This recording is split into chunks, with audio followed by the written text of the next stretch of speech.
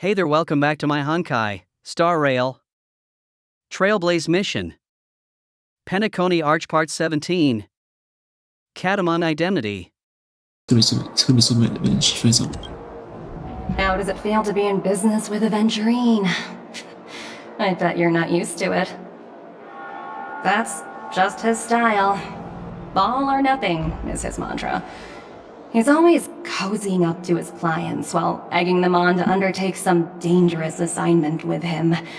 But everyone has their merits, so I won't comment further. But Aventurine's luck has always been good. He's always closed all his cases without a hitch, and basically never lost a gamble. Which is why, on the issue of retaking Penacony, I'm watching with keen interest. I see, it only works when all parties' interests are aligned, or he's that good, gonna go with the second one? Of course. It's business after all. What's important is where you're seated at the table. As for the two cases, apologies, but I don't have much info on them either. All I can do is ask you to keep digging for more details. Alright, I see, head off to the dream stage.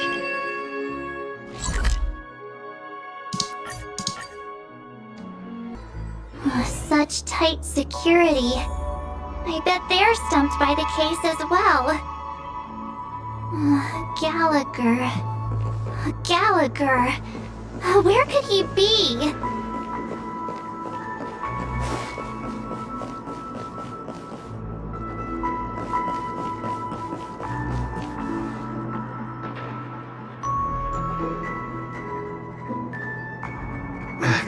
Apologies. The Bloodhound family is running an investigation up ahead. No unauthorized personnel allowed. Hold on a minute. I think I've seen you before. The gray-haired one. How much trouble have you stirred up exactly on Penacony? I see, this innate chief guy, lagi ka dorong guy, oh. Yes, right, it's me. Okay, you think you look alike? How about a clock? Say a clock. Oh, quick. Wait, are you for real? Not possible. It was you the last time yelling about some clockwork friendship while beating me up with that silver-haired girl. It's the same island. Yep. I'm not letting you get by this time! Please leave, or I'll have to get on my knees and beg you. Huh? What kind of heinous crime have you committed now? Hold on, sir. We have documents authorized by the family that would aid your investigation. If it wouldn't trouble you, could we see this Mr. Gallagher? Who exactly is this Gallagher you keep talking about? There's been a few people mentioning this name. Even the one with the gray hair. He didn't send you all here? It was the security officer who dispatched us. That's all I can divulge. He'll do! He's the one we've been looking for! Sorry. No can do. The boss said that since it's a matter of the family's reputation, no one's allowed through. Everyone, please leave. There's really no need for us to make things difficult for each other, right? We're really sorry for troubling you. Let's think of another way. Another way... that's it! Didn't they say something about that... what was it? Clockwork? That got this guy to change his mind? Can you perform it again? That... clocky magic. Yeah, but I can't abuse it for evil doings. Yeah, totally. It's not bad if we're resolving a misunderstanding. Please? You can actually do it. Okay, fine. Alright, Sorry, no can do. The boss said that since it's a matter of the family's reputation, no one's allowed through. Everyone, please leave. There's really no need for us to make things difficult for each other, right? See, you and this family member have met before, and you know he's very upright. You also are aware that principle sometimes doesn't matter when a person is in a good mood. Hint, hint. Okay. So calm, sad, happy, or angry. Alright, let's try happy then. Surely this one will make him be in a good mood, right? Let me see what time it is now. Whoa! It's this time already! What? Time to clock out! And no one's gonna stop me.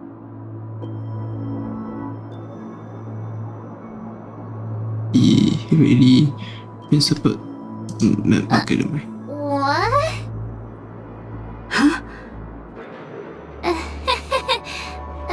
This clockwork trick of yours, it's kinda dangerous. At least he won't be getting in our way again. Let's go find that Gallagher and ask him the intricacies of the case. I was wondering what all the commotion was. Huh. Oh, it's you guys. Welcome. Since you made it here, what can I do for you? Hello, Mr. Gallagher, sir. Judging from your tone, it sounds like you were expecting us. Miss Himiko, you're too polite. There's no need to call me sir. Mr. Gallagher, you even know my name. Of course I do. You folks are from the legendary Astral Express, and honorable guests of the Watchmaker. I had an encounter with this lady in the Golden Hour. I remember that little silver-haired girl was there too. I'm sorry for what happened to that kid. That's exactly what the family has ordered us to investigate. This is also the reason why we've come to visit you, Mr. Gallagher. The Express can't just overlook the death of that child. So we've decided to help the family get to the bottom of it, in the hopes of getting justice for her.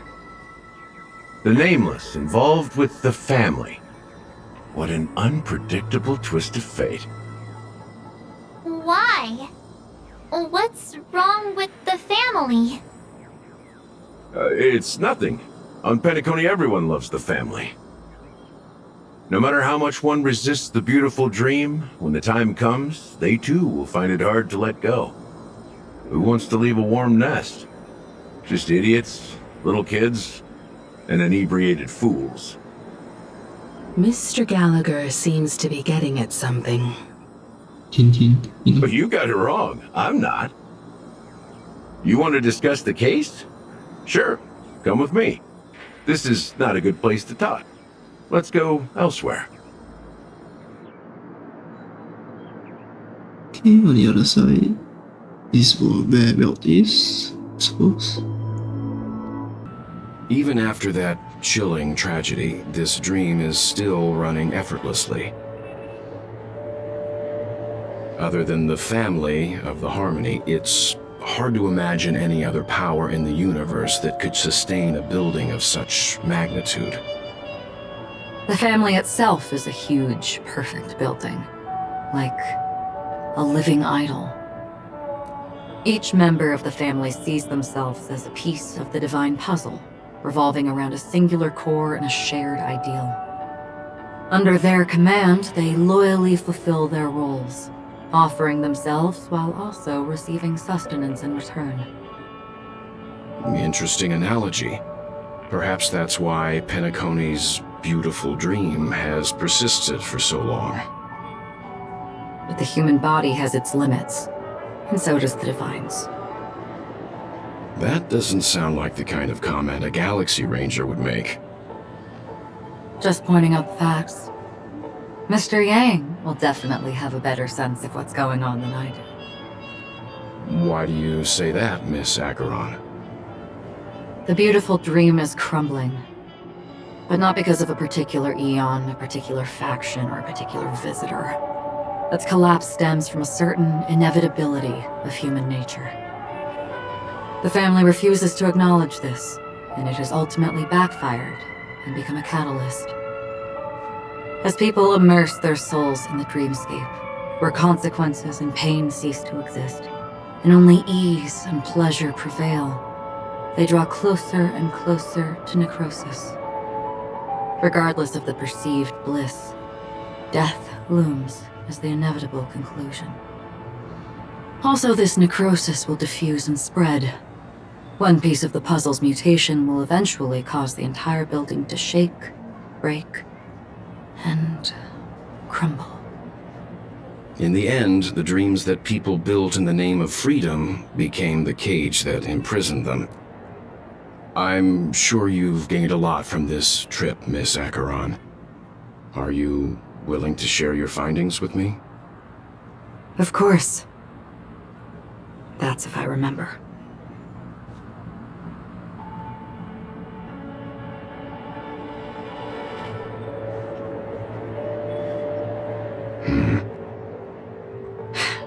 Don't mind me, it's just a habit. Owing to events in the past, I've become easily forgetful. It's only when this sword is unsheathed that those hazy memories start to become clearer. Take your time. That should do it. I vividly remember everything that occurred on Penacony. Ask away. Let's see, regarding the moment of daybreak. The moment of daybreak. I've heard that's where the Dawn Factory, which processes the foundation of the dreamscape, is located. Behind the dreamscape's song and dance stand many imagination factories. Workers create all kinds of whimsical works day in and day out in their dreams. Then they return to reality and sleep on a narrow bed in a room.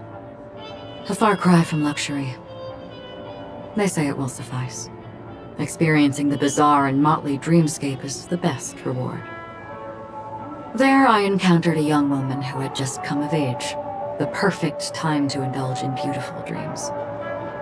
Her greatest wish was to one day move to the golden hour and see the magnificent garments she had woven with her own hands. For certain reasons, her wish was difficult to fulfill. But I managed to bring her a garment. Right, regarding to the Gilded Hour. Gilded Hour. It's said to be Penacony's currency center. Yes. It is a fortress-like financial city, the economic heart of the dreamscape. The Pepeshi people of the Alfalfa family are there to keep it running, sending blood that is made from money everywhere on Penacony. Everyone there is exquisitely dressed and always in a hurry. The greatest wish of the local Pepeshi people is for their future generations to work in the Gilded Hour. I've never met anyone who was willing to talk. I could only stand at the crossroads, watching crowds of people hurrying like the wind through the jungle of steel, only to deposit the alfalfa credits that they'd earned into the bank's vault. I don't know if they would open the vault door, but before I left, I witnessed a well-dressed Pepeshi person plummet from the sky, while those around him continued on their way, unfazed. About the Blue Owl. I hear the Blue Hour is very romantic. Do you have any tales to share? Perhaps Mr. Yang has heard. There is a large boat called the Eventide, anchored along the Sea of Dreams, where soft music and dancing persist endlessly every night. I ran into a wizened lady there. She was at the dock, waiting for her long-departed lover to return, waiting for countless hours within time that stood still. In the humid sea breeze, she spoke of her own youth. Like many who desired wealth and love, they came to Penacony to pursue their dreams. Alas, her lover's consciousness was lost in the dark depths of the Sea of Dreams. Finally, she suggested we continue our conversation on a boat in the shallows. I agreed and boarded the boat with her. But she never said anything. Her eyes absent-mindedly gazing at the horizon for what seemed like forever. Finally, we retreated to the beach.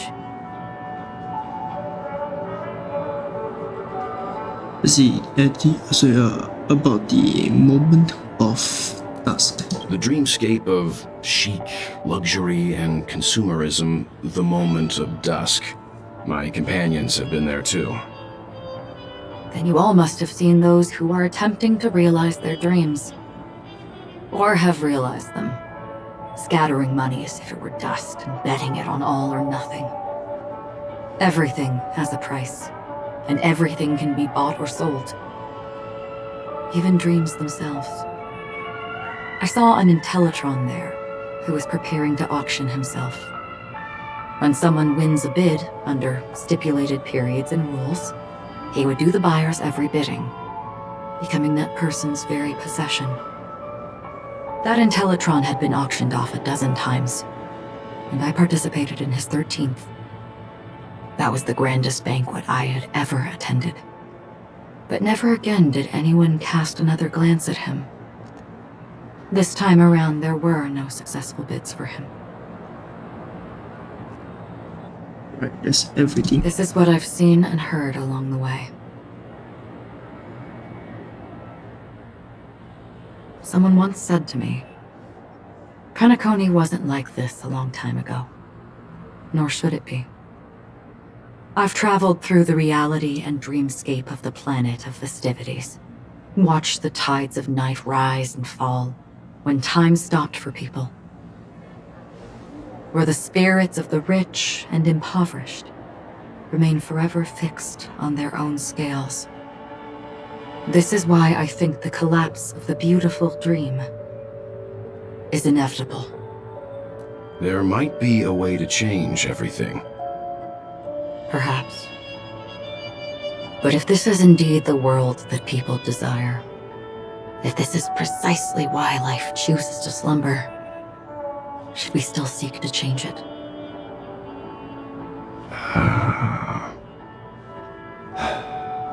Miss Acheron, now it's my turn to share a story with you. There was a man from my homeland who, at a time when the world was grappling with deep, unhealable pain, made a choice. He wove together the dreams of everyone in the world, linking people's dreamscapes, and shouldered this burden himself. From this, he created a giant, a spiritual atom. And since that moment, the giant stood between heaven and earth, becoming the pillar of the world's existence. As a price, those who found it hard to move forward, who could not advance, forever lost their future. They slumbered in a dream, devoid of disaster and pain, living out their days peacefully in the man's created utopia. And it is because of the wishes of those people who wished not to awaken that this spiritual atom became unbreakable. And yet, you stand here right now, which also means that man failed. Because people must always move towards the future. Even if human weaknesses make them pause when they truly cannot move forward, humanity will eventually seek a way to save itself. And that man, he was never a failure. Like everyone in that world, he etched the possibilities of human nature into his heart. He was the sun chaser of legend, soaring towards the sky and embracing his final victory with his fall. He ascended to heights uncharted, only to come face to face with the sun, a place not visited by anyone before. His wings would melt because of it, only for him to fall into the sea. And after that, countless others would surpass him, soaring to even greater heights. A fitting metaphor for the Nameless's trailblazing spirit. Thank you, Mr. Yang. I know what you wish to confirm. The universe has innumerable similar, yet different worlds. In these worlds, there are innumerable people who look alike, yet don't. I too have embarked on journeys, encountering old friends with familiar faces on different worlds, witnessing their destinies follow paths similar to mine. So I will tell you, even if not completely similar, the story you just told, it overlaps with my past, and within that abyssal dream, I ended that man's life, alone.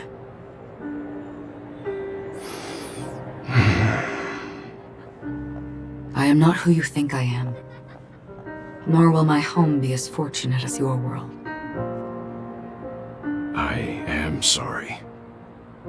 It's fine. I don't mind, so long as I can alleviate your suspicions. There's something I still wish to know, Miss Acheron. Under that representation of the hunt, exactly what sort of power is it that has motivated your solitary journey thus far? Mr. Yang, before answering that question, I wish to continue the previous topic. I like your analogy very much. Indeed, birds are born to fly. But in a distant past, their ancestors could only gaze at the sky in envy. They saw that faraway ray of light from above the heavens, piercing through the clouds and blanketing the earth. And so, time and time again, generation after generation, the birds spread their wings and took to the sky, attempting to touch its ceiling, all because the sun was there. Then, what if the last bird finally soars into the sky, only to realize that the end of the light is not the sun, but darkness? Then why, exactly, do we even walk towards the light?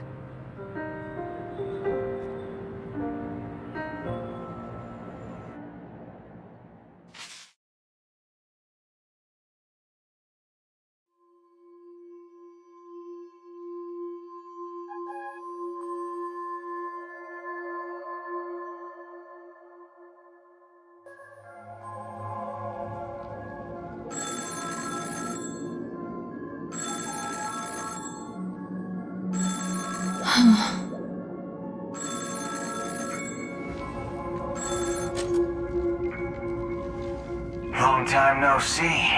Having fun on Penacony? Acheron? This voice, it's not Constance. Could it be her companion? Though I don't know exactly what you are, or what you're up to, my bullets will find you. Until then, you best find a casket store on Penacony and ask the owner to reserve a good quality casket for you, imposter. Imposter? I see. She gave my whereabouts to someone who's tracking Acheron too. Who are you? Huh? Did I make a mistake? Who the heck are you?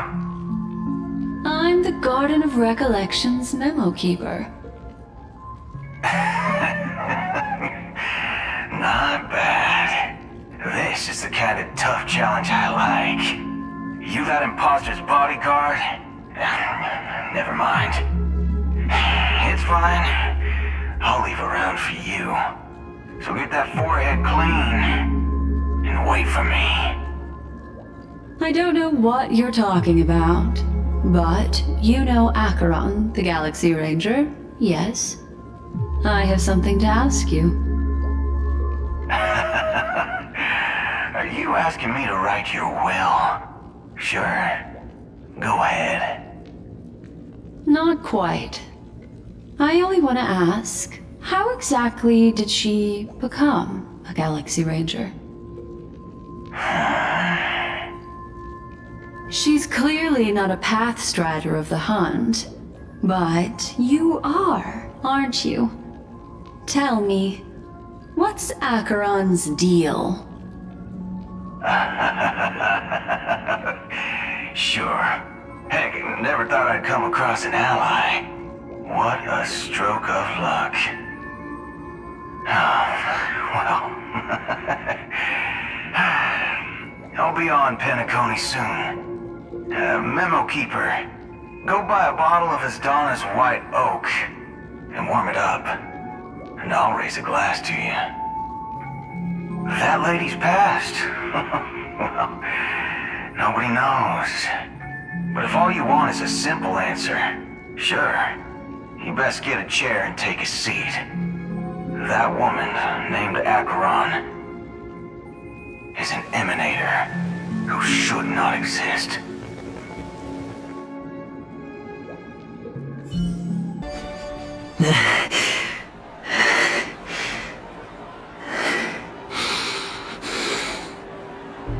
You look pale.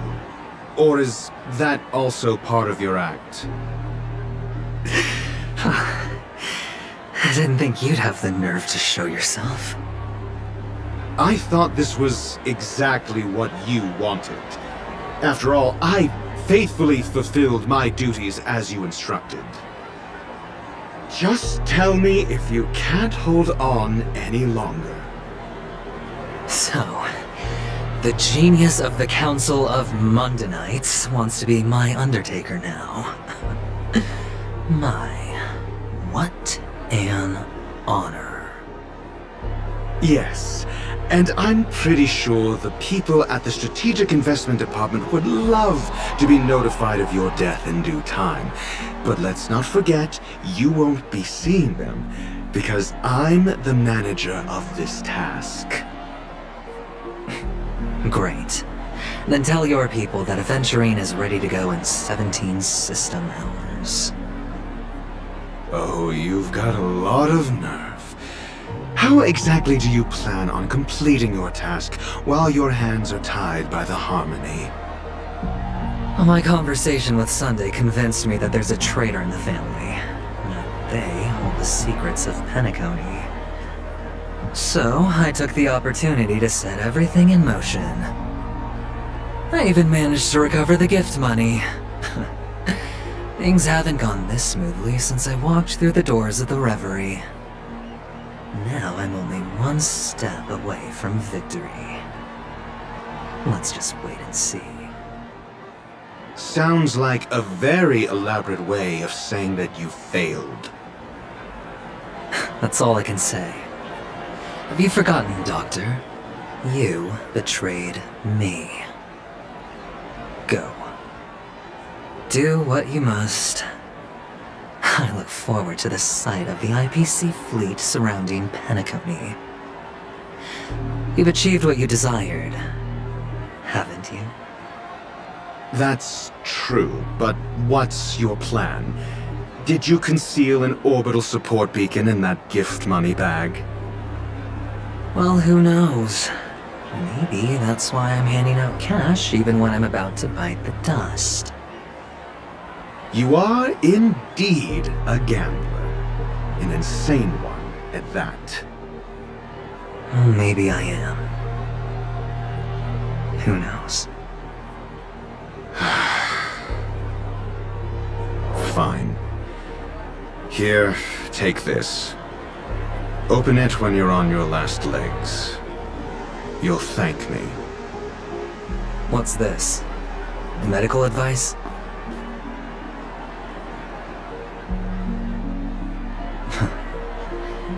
You catch on pretty fast, Doctor.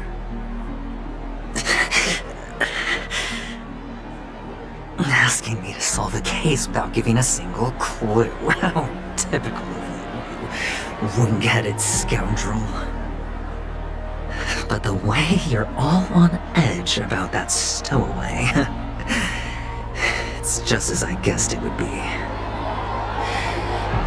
As for now, let the rain of wealth from the IPC fall evenly on everyone.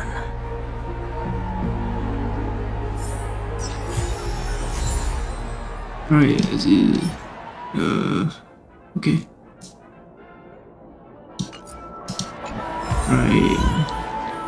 Back to Adventuring's view. Yep. Yeah. Okay, still same. Yeah. Distribute gems around. Focus regarding the story. Alright. Hey there, thanks for watching. And have a great day!